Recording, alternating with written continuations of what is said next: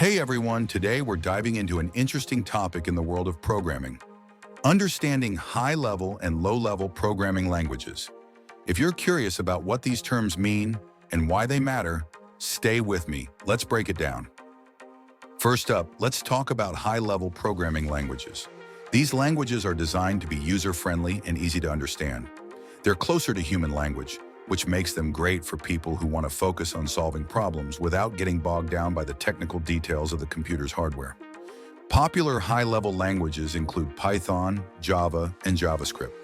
When you write code in a high-level language, you're writing in terms that humans understand, like print in Python to display text.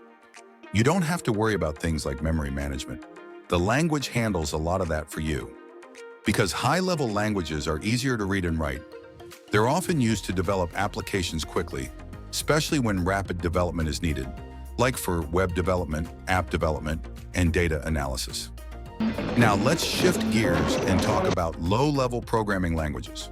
Unlike high-level languages, low-level languages are much closer to the actual hardware of the computer. This means they give you more control over the machine, but they're also more complex and harder to write. Examples of low-level languages include assembly language, machine code, and C. With these languages, you're working with memory addresses and registers directly, which means you can manage exactly how the computer's resources are used. So why would you use a low-level language? Well, because they're closer to machine code, they can be very efficient and fast. They're commonly used in situations where speed and control over hardware are critical, like in operating systems, embedded systems, and hardware drivers.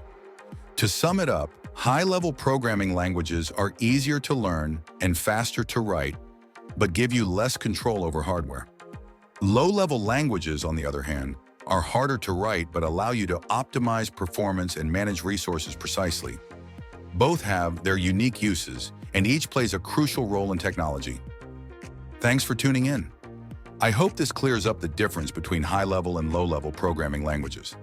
Whether you're a beginner or just curious about how computers work, understanding these concepts is a great step forward.